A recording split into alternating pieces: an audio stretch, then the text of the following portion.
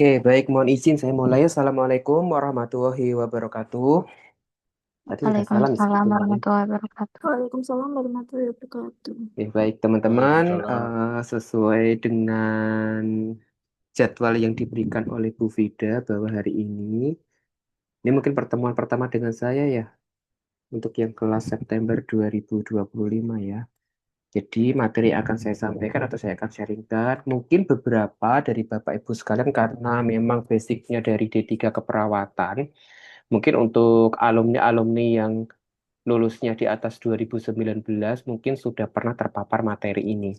Ya, karena posisinya kan mata kuliah keperawatan komunitas itu kan ditiadakan di kurikulum 2000 D3 keperawatan kan per 2019 ya. Setelah itu memang tidak ada mata kuliah keperawatan komunitas ya, cuma ada keperawatan keluarga dan gerontik untuk di keilmuan kami. Nah, ini nanti sifatnya refreshing bagi Bapak Ibu yang memang sudah pernah terpapar dengan materi ini dan nanti sifatnya itu penambahan kompetensi untuk teman-teman yang belum terpapar materi terkait dengan asuhan keperawatan kelompok khusus atau komunitas. Oke, materi yang akan kami diskusikan pada siang hari ini eh, yaitu sama seperti ketika kita berbicara tentang proses keperawatan, ya teman-teman, berarti kita akan berbicara tentang pengkajian sampai evaluasi. Ya, ini mau dimanapun keilmuannya pasti akan sama, karena ini standar proses keperawatan. Ya, mungkin nanti yang berbeda ada di beberapa level atau tahapannya. Ya kan, mungkin nanti ketika kita berbicara tentang kelompok khusus atau biasa kita sebut dengan nama agregat komunitas ya. Istilah istilah kerennya itu agregat komunitas ya. Itu adalah sekelompok orang yang ada di komunitas. Nah, nanti yang akan membedakan keilmuan yang lain dengan agregat ini salah satunya ada di pengkajian. Ya, karena setiap keilmuan itu pasti memiliki karakteristik pengkajian yang berbeda-beda. Ya, mungkin Bapak Ibu atau teman-teman sekalian kemarin belajar KMB dia punya format pengkajian yang persistem. Ya, gangguan sistem kardiovaskuler, respiratorik, neurologi, muskuloskeletal, ya kan, kemudian urinari dan sebagainya. Terus kemudian kemarin mungkin Bapak Ibu atau teman-teman belajar tentang keperawatan gerontik mungkin ya sudah belajar tentang gerontik. Itu pendekatannya kita pakai pengkajiannya pengkajian sindrom geriatri. Ya kan kemudian nanti di anak punya ciri khas lagi. Nanti di keluarga pakainya Friedman, ya kan? Nanti di komunitas pakainya CAP, Community as Partner. Nah, itu adalah beberapa model pengkajian yang mencirikan dari masing-masing keilmuannya, termasuk kelompok agregat komunitas. Kemudian untuk diagnosis, Bapak Ibu sekalian, karena kita sedang belajar perawatan di masyarakat, jadi memang tidak ada diagnosis keperawatan individu. Jangan sampai nanti ketika panjenengan semuanya masuk di profesi nurse, kami magangkan di stase komunitas, ya kan, di masyarakat desa, tiba-tiba ketika membuat askep untuk keperawatan agregat dan komunitas masih ada muncul misalnya nyeri akut atau bersihan jalan nafas tidak efektif itu nggak ada, ya kan, karena itu bukan diagnosis keperawatan komunitas atau agregat komunitas, itu diagnosis keperawatan individu. Kemudian intervensinya, nanti ini juga kita kadang ada beberapa preferensi yang mengatakan berbasis prevention ya. Kalau kita berbicara tentang prevention, mungkin Bapak Ibu sekalian sudah pernah belajar tentang what is a prevention ya kan? Itu ada tiga tahapan atau tiga level ya kan? Primary prevention, secondary prevention, dan tertiary prevention. Ya, nanti ada beberapa case yang kita menyusun intervensinya berdasarkan dari the level of prevention. Kemudian implementasi ini sama, ya kan, sama dengan keilmuan yang lainnya. Mungkin Bapak Ibu tidak asing untuk menulis implementasi atau tindakannya, tanggal harinya, ya kan. Kemudian responnya, paraf itu sama, ya kan. Sama evaluasi juga sama ya. Cuma di bagian intervensi dan evaluasi itu nanti kita tidak menggunakan hitungan 24 jam. Karena posisinya kita kan nggak mengelola masyarakat 24 jam. Berbeda dengan di rumah sakit. Ya, nanti kita pakai sistemnya atau hitungannya adalah pertemuan. di mana satu pertemuan itu standarnya adalah 45 sampai 60 menit untuk kita lakukan sebuah intervensi keperawatan di agregat ataupun di komunitas. Nah, sekarang kita masuk ya kan overview terkait dengan agregat nursing proses atau nursing care ya kan. Tadi sudah saya sampaikan bahwa apa itu agregat. Nah, ini adalah kelompok. Kelompok itu apa? Ya kan, sudah tahu kelompok pasti ada sekumpulan individu. Individu yang bagaimana yang berkumpul ini harus berinteraksi ya. Kemudian tinggal di suatu daerah.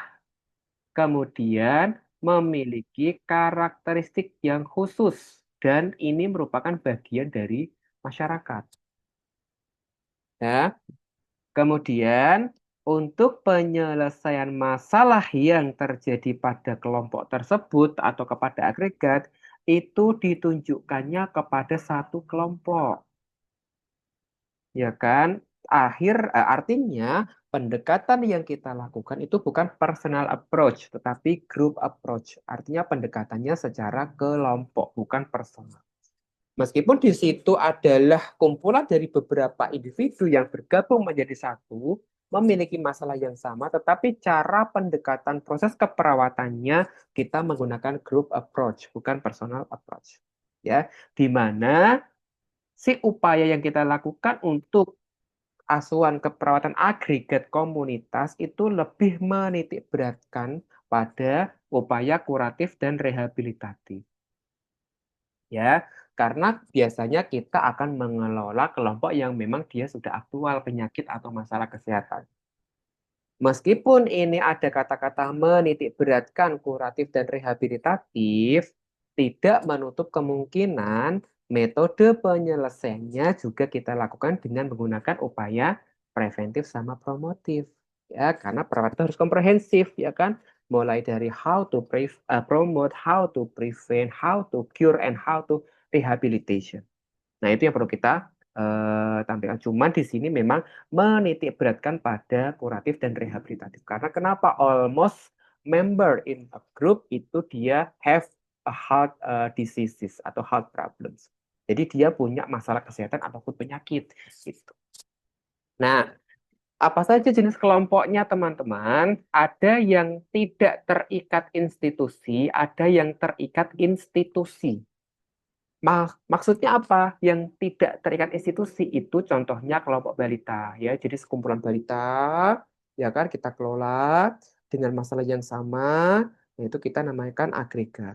Kemudian kelompok ibu hamil ya. Ibu hamil ini bukan terikat institusi ya, karena dia personal kemudian berkumpul bersama dengan ibu hamil yang lainnya. Kemudian lansia. Ya, kemudian klien penyakit tertentu misalnya penyintas COVID, diabetesi, penyintas stroke, ya kan, penyintas hypertension dan sebagainya. Itu adalah sasaran yang tidak terikat oleh institusi. Nah, siapa yang menjadi sasaran yang terikat institusi? Nah, contohnya sekolah. Misalnya nanti ketika praktek di masyarakat, salah satu tugas kompetensinya adalah mengelola kelompok. Nah, kemarin beberapa mahasiswa profesi nurse itu mengelolanya tidak hanya di masyarakat yang tadi yang tidak terikat institusi, tapi beberapa melakukan asuhan keperawatan pada sasaran yang terikat institusi. Misalnya apa? Oh, nanti ngasih intervensi atau askepnya itu di sekolah SD atau SMP atau SMA ya kan atau perguruan tinggi itu settingnya berarti setting sekolah atau di tempat kerja misalnya di company emang bisa perawat di company oh sangat bisa ya kan salah satu keilmuan perawat adalah perawat kesehatan kerja di mana kerjanya di mana di company ya di perusahaan. Sama seperti tadi yang di sekolah adalah school health nurses, ya kan, perawat kesehatan sekolah. Ya meskipun di kita masih belum familiar, ya kan teman-teman, masih dihandle oleh puskesmas, tetapi kalau kita lihat di luar negeri, setiap sekolah pasti punya perawat. Ya, di situ dia melakukan asuhan keperawatan pada agregat anak usia sekolah ataupun remaja. Kemudian pesantren. Nah, ini adalah salah satu sasaran yang terikat. Kemudian panti asuhan, ya. Kemudian panti lansia, rumah tahanan atau correctional nurse, ya kan? Itu juga terikat. Ya, atau lembaga pemasyarakatan. Nah, apa pendekatan yang dilakukan dalam perawatan? Sama seperti tadi yang di sistematika penulisan. Mulai dari pengkajian, kemudian diagnosis, perencanaan, implementasi, dan berakhir di evaluasi. Nah, nanti kita akan bahas satu persatu. Nah, inilah adalah overview terkait dengan asuhan keperawatan kelompok atau agregat komunitas. Nah, the first step is assessment, ya, is an assessment, ya kan? Kenapa kita harus melakukan pengkajian? Karena ini merupakan fase awal, ya kan? Kalau kita nggak mencari data untuk mendukung sebuah masalah, gimana kita mau menegakkan masalah? Kalau masalah tidak tertegakkan, berarti kita nggak ngapa-ngapain dong, ya kan? Nggak perlu membuat luaran, nggak perlu menentukan intervensi, dan akhirnya nggak perlu melakukan tindakan keperawatan. Tetapi bagaimana apa yang terjadi di evaluasi? Ya tidak teratasi lah, wong masalahnya nggak ketemu, gitu kan? Diagnosisnya nggak tertegakkan, luarannya nggak disusun, intervensinya juga nggak disusun, gimana mau melakukan? Apalagi nanti dilihat di evaluasi, ya masalahnya akan selalu ada karena sama juga bohong, kan gitu. Ya. Kemudian tujuan dari pengkajian selain mencari data untuk menegakkan diagnosis, kita juga akan menentukan atau mengidentifikasi apa sih yang dibutuhkan oleh anak usia sekolah di SD tersebut. Apa sih yang dibutuhkan oleh lansia di paguyuban lansia di desa tersebut, misalnya. Apa sih yang dibutuhkan oleh pekerja di sebuah company atau perusahaan. Itu kan harus kita penuhi, gitu. Kemudian selain mengidentifikasi kebutuhan, nanti juga harus mengklarifikasi masalah, ya kan? Kira-kira betul nggak masalah kesehatan yang dimaksud atau yang ditemukan? Kemudian selain itu, kita juga harus apa ya, berintegrasi dengan si kelompok itu untuk mengidentifikasi kira-kira kekuatan yang kalian punya tuh apa, ya kan? Sumber daya yang tersedia tuh apa? Karena kenapa? Prinsip proses asuhan keperawatan pada setting komunitas, ya kan? Si klien itu tidak serta-merta menjadi objek asuhan keperawatan. Sama ketika teman-teman sedang praktek di rumah sakit, ya kan?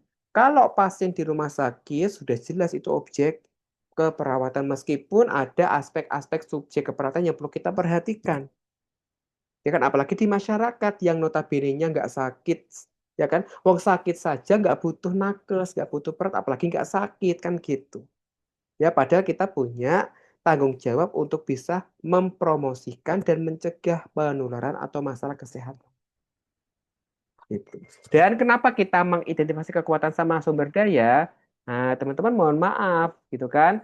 Kalau misalkan kita sedang berperan sebagai perawat agregat komunitas, ya kan? Selain tadi kita minta untuk mengidentifikasi masalah datanya apa saja, ya kan? Kita juga harus kerjasama dengan pihak kelompok itu untuk mengidentifikasi kira-kira sumber daya yang bisa dimanfaatkan apa saja untuk menyelesaikan masalah pastinya.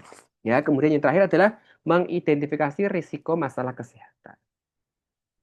Nah, bagaimana teman-teman bisa mendapatkan mendapatkan data itu semuanya gitu kan? Nah, pertama kita bisa langsung wawancara, boleh nggak? Boleh banget, ya kan? Kemudian observasi, boleh kita identifikasi kalau kita sedang mengkaji fisik, ya kan? Kemudian survei, boleh nggak? Oh, sangat diperbolehkan. Kemudian FGD perlu nggak? Perlu kalau misalkan kita mau menggali masalah dari beberapa perspektif dalam satu waktu. Data sekunder itu seperti apa, Pak? Data sekunder itu teman-teman menentukan, oh iya, puskesmas A atau desa B, ya kan? Itu gini, gini, gini, gini, gini. Nah, gini, gini, gininya itu kan pasti ada alasannya dong. Ada indikator yang membuat dia gini, gini, gini, kan gitu. Nah, akhirnya salah satu indikatornya itu mungkin tadi ya kita dapatkan dari data sekunder. Data sekunder itu apa? Data yang kita dapatkan dari laporan puskesmas, laporan dinas kesehatan, laporan desa, ya itu bisa kita gunakan. Dan physical examination atau pemeriksaan fisik. Ya, nanti teman-teman kalau mau bertanya boleh loh langsung di chat terus ya. Oke, saya lanjut. Nah, apa saja yang menjadi komponen ya di aspek agregat yang pertama yang harus kita identifikasi itu adalah data dasar. Baru kita mengidentifikasi data upaya peningkatan kesehatan. Nah, apa saja yang perlu kita identifikasi tuh pengkajian dasarnya. Yang pertama kita akan nanya namanya. Ini personal ya teman-teman ya. Nanti kita tinggal kompilasi. Kemudian jenis kelaminnya, kemudian tanggal lahirnya, kemudian pendidikannya, kemudian agamanya, ya kan riwayat penyakitnya, status gizi, kemudian tanda-tanda vital, keadaan umum, suku, alat bantu yang digunakan, pola olahraga, dan pola tidur. Nah, ini adalah data pengkajian dasar yang harus kita penuhi saat kita melakukan asuhan keperawatan pada agregat komunitas. Nah, setelah data itu terpenuhi data dasarnya, kita lanjut ke pengkajian upaya peningkatan kesehatan. Ya, apa sih ini maksudnya kan gitu. Ya, kita kaji selama ini behavior apa yang sudah terbentuk, kemudian dia mampu melakukan upaya-upaya untuk meningkatkan status kesehatannya. Apa saja key point atau indikatornya? Yang pertama adalah Fasiankes. Ada nggak di desa atau kelompok itu? Ya kan, yang terdekat saja kita mengidentifikasinya. Kalau yang terjauh kan dimanapun gitu. Nah, terdekat saja yang accessible dengan jalan kaki. Misalnya. Kemudian, fasilitas pendidikan ada nggak di sebuah yang dimanfaatkan oleh kelompok tersebut, ya kan? Lingkungan sekitar tempat tinggal bagaimana kondisinya, ya kan? Status ekonomi, ya kan? Ada pekerjaan, pendapatan, sumbangan, dan sebagainya. Status sosial budaya, sarpras, kegiatan keagamaan, kemudian kepentingan kesehatan. Kemudian komunikasi yang efektif, ini sudah dilakukan. Kemudian fasilitas rekreasi, ini juga kita identifikasi apa saja, ya kan? Fasilitas rekreasi yang tersedia di sekitar rumah atau di sekitar tempat tinggal si klien tersebut. Kemudian kebiasaan atau perilaku pemeliharaan kesehatan, ya, bagaimana perilaku sehatnya, yang nantinya ini juga bisa dijadikan sebagai apa tadi ya, backup gitu, ya kan, untuk bisa kita lanjutkan intervensi. Nah, diagnosisnya, apa tuh diagnosis masalah keperawatan? Apa tuh masalah keperawatan ini nih? Clinical judgment, ya, yang berfokus pada respon manusia terhadap kondisi kesehatannya. Inilah tugas keperawatan atau perawat. Kemudian kalau kita melihat apa? Kalau kita melihat diagnosis ya, penamaannya ya di buku SDK itu ada 3 formulasinya, ya kan? Ada aktual, potensial, sama health promotion. Nah, nanti setiap diagnosis atau bentuk ini akan memiliki formulasi yang berbeda-beda dalam penulisannya. Gitu. Nah, label diagnosis keperawatan itu tadi ya ada 3 ya. Kemudian dari mana kita bisa mengacu teman-teman? Boleh kita menggunakan SDKI, ya kan? Atau standar diagnosis keperawatan Indonesia atau SDKI ya. Ini yang ICNP Anda itu opsional ya, tetapi yang kita gunakan itu adalah yang SDKI. Nah, bagaimana cara menentukan diagnosisnya teman-teman? Satu, kita harus mengidentifikasi keluhannya. Ya kan kita catat tuh semuanya, riwayatnya, keluhan utamanya, riwayat keluarga saat ini, terdahulu, kita tuliskan semuanya. Nanti baru kita masukkan ke domain, kira-kira ini cocoknya domain yang mana? Kan sekarang domain nggak banyak ya, saya lupa tapi ada berapa. Tapi kan di situ dia memayungi beberapa masalah keperawatan ya yang ada di domain tersebut. Kemudian bisa masukkan kelas, kemudian melihat definisi diagnosisnya. Jangan-jangan yang saya maksud ini salah, gitu kan? Sama batasan karakteristiknya. Ini kalau kita di UI itu kita pakainya SDKI ya. Teman-teman juga di Ungu pakainya yang SDKI.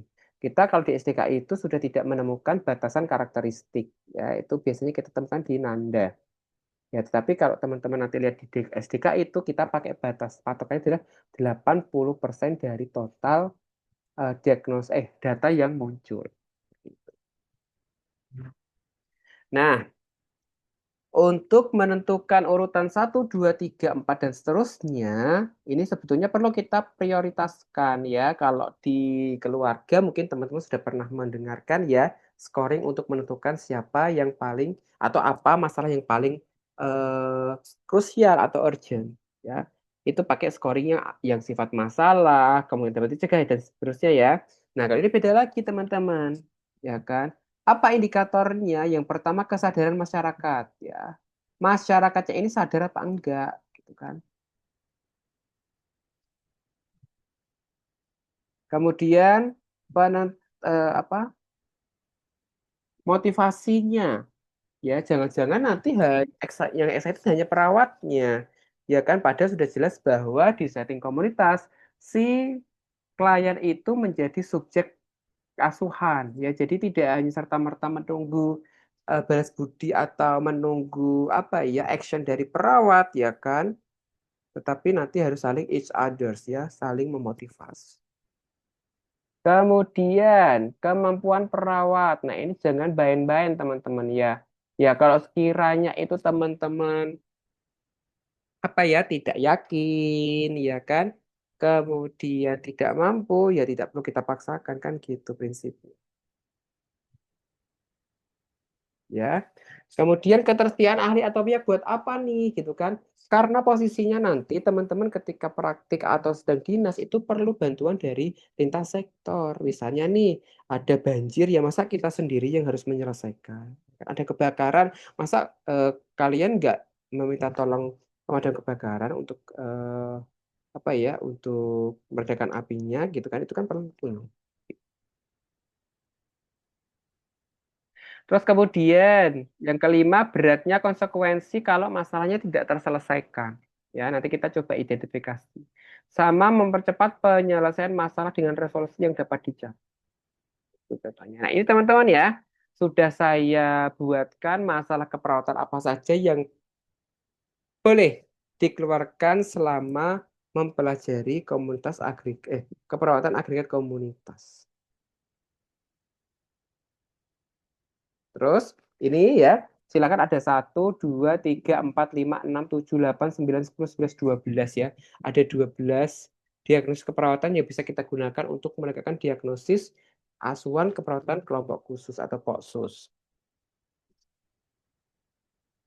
Nah, sekarang kita ke intervensi ya. Di intervensi itu ini kita mengacu kepada SLKI dan SIKI ya. Kemarin beberapa dosen di institusi yang lainnya itu ada beberapa yang masih kekeh menggunakan nada noknik untuk pendekatan penyusunan asuhan keperawatan. Padahal sudah jelas ya di tempat kami sudah tidak pakai nada noknik ya kan meskipun itu dulu sempat berjaya di masanya kita juga sebetulnya kalau kita lihat buku PPNI itu sepertinya nggak beda jauh dengan Nanda. Karena kenapa mengacunya ke Nanda si Bu SDK itu. Kemudian tahapannya apa saja waktu intervensi keperawatan? Ya, jadi tadi ya melakukan proses penilaian analisis data. Kemudian dia juga menentukan diagnosis keperawatan kan SDK Nanda ya kita sorry SDKI ya. Kemudian outcome-nya kita juga tentukan ya kan terukur atau tidak menggunakan apa SLKI. Ya, baru nanti kita menyusun intervensi atau SIKI. Gitu. Nah, ini contoh luarannya ya teman-teman ya. Ada 12 diagnosis tadi coba saya lengkapi dengan luarannya. Tetapi kalau saya pribadi, saya lebih senang pakai satu luaran yang di luaran utama saja. Ya mungkin hampir sama teman-teman. Ya pasti senang ketika menulisnya cuma sedikit. Ya it's okay, nggak masalah daripada baik tapi nggak ke laksana mending sedikit tapi on point kan gitu. Nah, ini contohnya nih, kalau saya mengangkat diagnosis distress spiritual berarti saya luar utamanya pakainya yang status spiritual. Selanjutnya, kalau saya mengangkat diagnosis kesiapan peningkatan coping komunitas berarti luar utamanya siapa? Ya kan? Nah, nanti ditulis di sini. Apa saja? Ya ini aja yang ini. Juga sama ya. Kemudian coping komunitas, nanti luarannya status coping. Kemudian perilaku cenderung beresiko, nanti yang utamanya adalah perilaku kesehatan. Resiko distress spiritual, ya nanti kita tinggalkan menggunakan eh, di sini ya, kita gunakan status spiritual.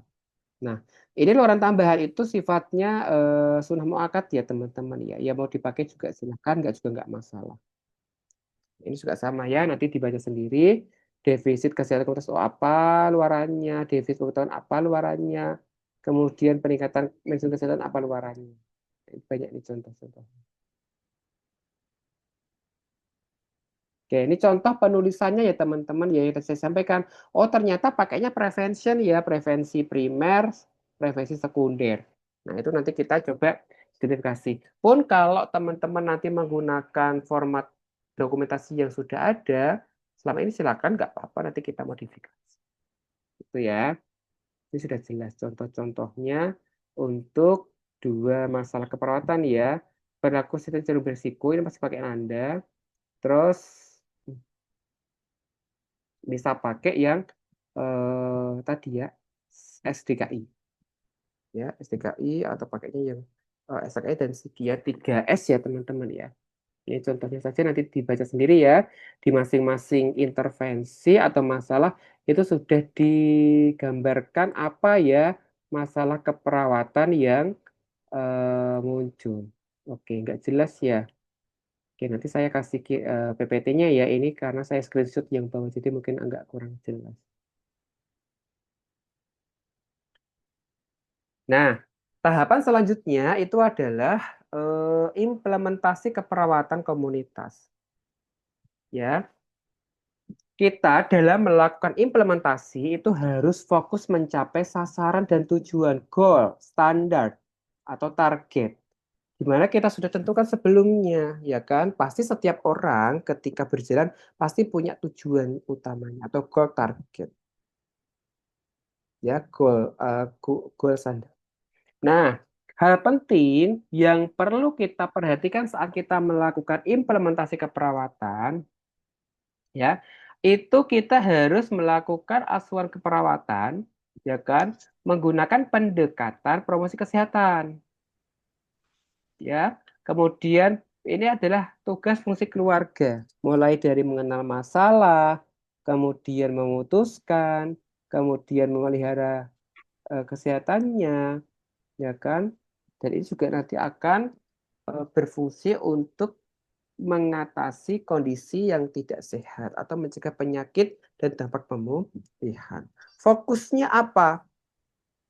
Fokus pada intervensi keperawatan yaitu sudah ditetapkan pada tahap perencanaan di tabelnya. Terus fokusnya tadi ya, fokus untuk implementasi itu kita harus fokus pada program yang sudah ditetapkan. Ya, kalau kita sudah menyelesaikan A, berarti nanti implementasinya juga A, ya kan? Sehingga sesuai, ya kan? Jadi nggak text time gitu, sehingga kongruen atau apa ya, relate gitu kan antar satu tahapan dengan tahapan yang lainnya. Nah, strategi implementasinya bagaimana? Berbeda ya dengan yang di rumah sakit. Ya, pasti nanti akan lebih melibatkan proses berkelompok, promosi kesehatan, community empowerment, kemudian networking atau kemitraan. Nah, itu contoh implementasinya. Nah, strateginya tadi ya, apa itu promosi kesehatan, proses kelompok, pemberdayaan masyarakat, kemudian kemitraan itu apa saja nanti teman-teman boleh di baca. Ya, intinya ini adalah strategi-strategi yang kita lakukan saat kita melakukan tindakan keperawatan kepada klien agregat. Nah, selanjutnya evaluasi. Oh ya, tadi di intervensi ya teman-teman ya. Sekali lagi saya notice bahwa untuk menyusun intervensinya itu tidak boleh menggunakan hitungan 24 jam, tetapi kita gunakan hitungannya adalah pertemuan. Satu pertemuan berapa, Pak? 45 sampai 60 menit. Ya, nanti kita tuangkan dalam sebuah SLKI karena kita tidak mendampingi 24 jam. Nah, sekarang kita evaluasi kenapa saya tadi balik SLKI. Karena SLKI itulah yang nantinya akan kita nilai tercapai atau tidak. Kalau tercapai berarti masalah teratasi, kalau tidak tercapai berarti masalahnya belum teratasi, kan gitu teman-teman konsepnya. Ya, di bagian evaluasi sumatifnya. Nah, ketika kita berbicara tentang evaluasi, di keperawatan itu ada dua evaluasi, ya kan, formatif sama sumatif. Ya, untuk formatif ini contohnya. Jadi formatif itu intinya adalah sesuatu hal yang kita evaluasi, ya kan, selama dan sesaat setelah tindakan yang kita lakukan. Itu namanya formatif. Tetapi kalau sumatif itu di akhir, misalnya kok teman-teman menentukannya 3 kali 24 jam, gitu kan, 3 hari, berarti otomatis sumatifnya adalah hari ketiga. Itu namanya sumatif.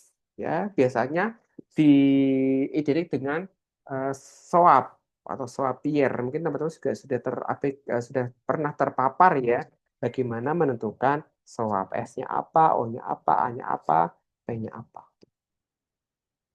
Nah, kriteria penilaian evaluasi, ya kan? Yang pertama adalah relevansi. Kira-kira tujuan yang kalian inisiasikan atau yang kalian pamerkan itu kira-kira mendukung nggak tujuan kebijakannya. Terus yang kedua efektivitas, ya kan? Kira-kira tujuannya tercapai nggak? Ya sesuai dengan apa yang kita tentukan, ya kan? Misalnya kita ngasih edukasi, benar nggak meningkat pengetahuannya? Jangan jangan cuma angin lalu kan gitu.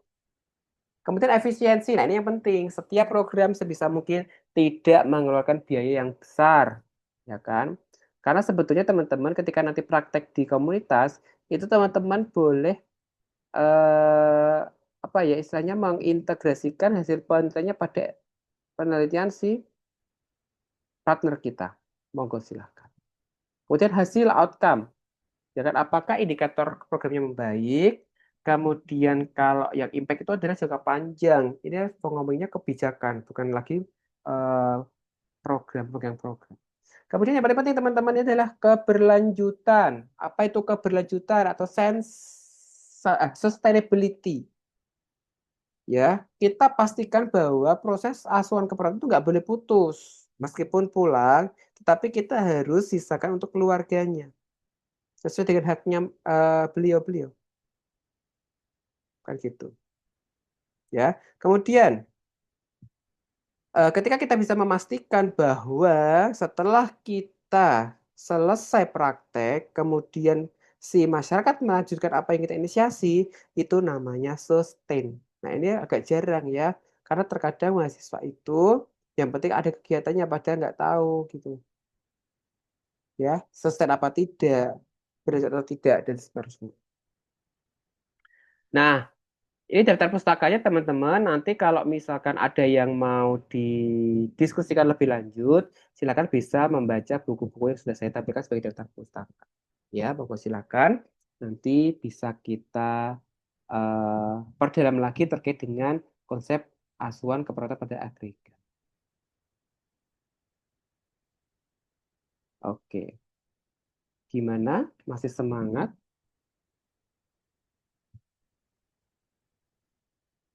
Masih, Pak. Oke, sekarang saya ingin memutarkan satu materi lagi ya. Sebentar saya pilih. Saya banyak materi. Maksudnya saya dapat jatah banyak materi, tapi nanti yang lainnya akan saya share.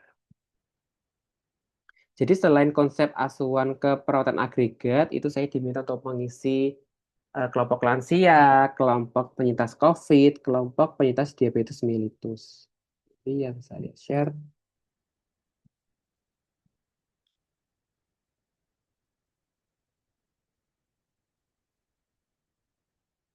Sebentar, aske pada